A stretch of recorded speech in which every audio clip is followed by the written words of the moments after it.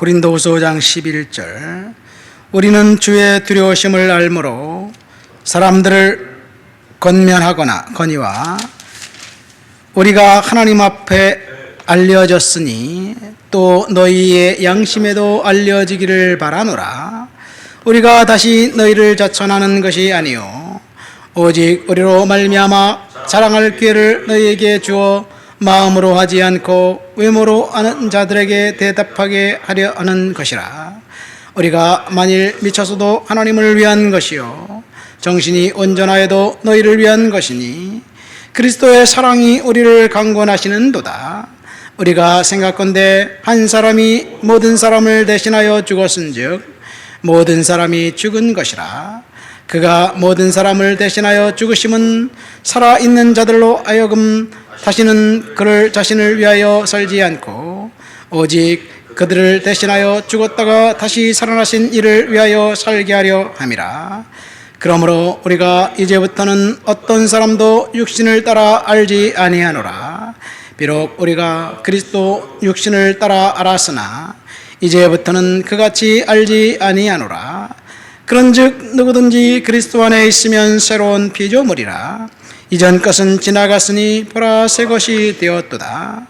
모든 것이 하나님께로서 났으니며 그가 그리스도로 말미암아 우리를 자기와 화목하게 하시고 또 우리에게 화목하게 하는 직분을 주셨으니 곧 하나님께서 그리스도 안에 계시사 세상을 자기와 화목하게 하시며 그들의 죄를 그들에게 돌리지 아니하시고 화목하게 하는 말씀을 따라 우리에게 부탁하셨느니라. 그러므로 우리가 그리스도의 사신이 되어 하나님이 우리를 통하여 너희를 권면한 것 같이 그리스도를 대신하여 간청하노니 너희는 하나님과 화목하라. 아멘. 고린도후서 5장은 17절 말씀. 그런즉 누구든지 그리스도 안에 있으면 새로운 피조물이라. 이전 것은 지나갔으니 새 것이 되었다. 이 말씀 때문에 유명하지요. 많은 성도들이 본문을 이제 암송하고 있습니다. 왜냐하면 우리의 신분이 완전히 바뀌었기 때문에 하나님의 자녀, 구원받은 하나님의 백성이 되었고 축복의 대명사처럼 이 본문을 생각합니다. 문맥상으로 볼 때 고린도후서 5장은 천국에 간 성도들에게 주신 사명에 관한 이야기입니다. 17절 한 절만 딱 떼서 읽으면 사명이 아니라 그리스도인으로 된 특권에 대한 이야기, 축복에 대한 이야기인 것 같습니다. 그러나 전체적인 문맥으로 볼 때 그리스도인이 어떻게 살아야 할까? 천국 간 백성들이 어떻게 살아가야 될까? 이 사명에 대한 이야기지요. 1절 말씀에 보면 우리의 장막집, 땅에 있는 장막집이 무너지면 개인적인 종말을 이야기합니다. 죽음을 이야기합니다. 영원한 집, 우리 손으로 짓지 않은 하늘에 있는 영원한 집이 있다는 이야기를 하면서 고린도 교회 성도들에게 심판을 의식하고 살라는 이야기를 하고 있습니다.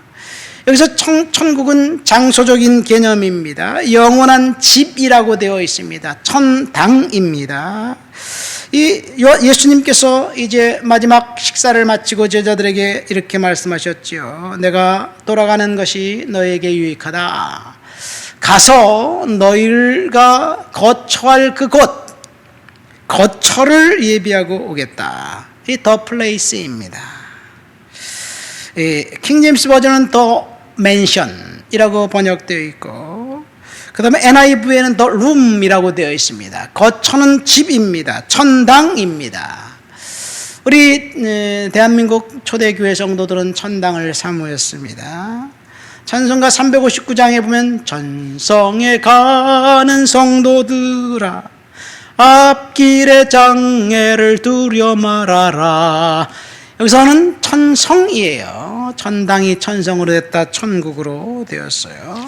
10절 말씀에 보면 사람들은 누구나 다 하나님의 심판대 앞에 반드시 분명하게 서 있어서 선악간의 몸으로 행한 것을 따라서 판결을 받게 된다는 이야기를 합니다. 천국에 가기 전에 심판이 있다는 이야기예요. 심판은 두 가지입니다. 첫 번째 심판은 그리스도의 심판입니다. 그리스도께서 재림하실 때 이제 이 양과 염소를 나누기 위해서 심판하십니다. 마태복음 25장에 보면 양편에 있는 사람들, 염소편에 있는 사람들에게 동일한 질문을 합니다. 심판대 앞에 누구나 다 서 있어서 심판받게 돼서 어떤 사람은 양, 어떤 사람은 염소로 판결되는데, 양과 염소를 판결하는데 마태복음 25장 35절 36절 말씀해 보니까 이렇게 돼 있어요. 내가 줄일 때 너희가 먹을 것을 주었고 목마를 때 마시게 하였고 나그네 됐을 때 영접하였다. 헐벗었을 때 옷을 입혔고 병들었을 때 돌아보았고 옥에 갇혔을 때 와서 보았느니라. 그래서 너희는 예비된 나라를 상속받아라, 그렇게 이야기하면서 오른쪽에 있는 사람들, 양편에 있는 사람들에게 축복합니다. 동일한 말씀을 왼편에 염소편에 있는 사람들에게도 얘기합니다. 줄일 때 너희가 먹을 것을 주지 않았다. 똑같습니다. 했느냐 하지 않았느냐에 따라서 양과 염소를 구분됩니다. 그러니까 그런데 이 말씀을 보면 우리가 좀 헷갈려요. 이 세상에서 뭔가 했기 때문에 천국 가고 뭔가 안 했기 때문에 지옥 간다, 이렇게 생각하는데 사실은 그것이 아니에요. 심판대 앞에서 우리가 선을 행한 것 때문에 천국 가고 선을 행하지 않은 것 때문에 지옥 간다고 생각합니다. 오해입니다. 선을 행하든지 안 하든지 다 지옥 갑니다. 왜요? 죄인은, 선을 행하지 않은 사람은 지옥 가는 건 맞아요. 왜요? 죄인이니까. 그러면 선을 한 사람은 어떤가요? 천국 가나요? 지옥 갑니다.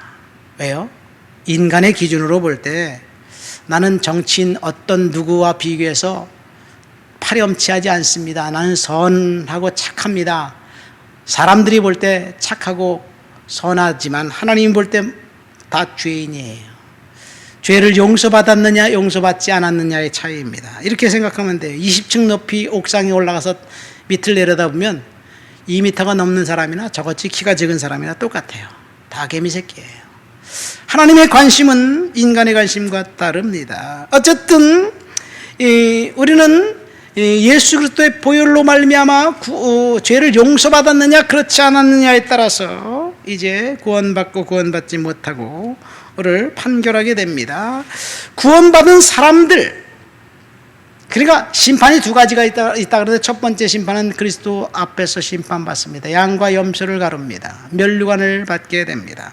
여기 온 사람들은 다 예수를 믿는다는 거 생각하는 사람들은 다 옵니다. 그러나 거기에도 양과 염소가 있습니다. 우리는 어쩌면 내가 예수를 믿고 있다고, 죄를 용서받았다고 생각하고 있는데 속고 있는지 모릅니다. 예수 믿고 구원받은 사람이 여전히 죄악 가운데 있으면서 은혜만 생각한다면 속고 있는 거예요. 두 번째 심판은 백보자 심판입니다. 하나님이 이제 영원한 지옥으로 가를 때 하나님 앞에 서게 됩니다. 성경에는 지옥 가는 것은 자신의 죄 때문에 지옥 가는 거예요. 원죄, 다른 사람의 죄 때문에 지옥 가는 것이 아닙니다. 어쨌든 오늘 구원받은 사람, 새로운 피조물들에게 네 가지를 하라고 분명하게 이야기하고 있습니다. 첫 번째 15절 말씀 보세요. 그가 모든 사람을 대신하여 죽으심은 살아있는 자들을 하여금 다시는 그들 자신을 위하여 살지 않고 오직 그들을 대신하여 죽었다가 다시 살아나신 이를 위하여 살게 하려 함이라. 우리가 새로운 피조물이 되었으면 우리 자신을 위해 살지 말고 그리스도를 위해 살라는 이야기입니다.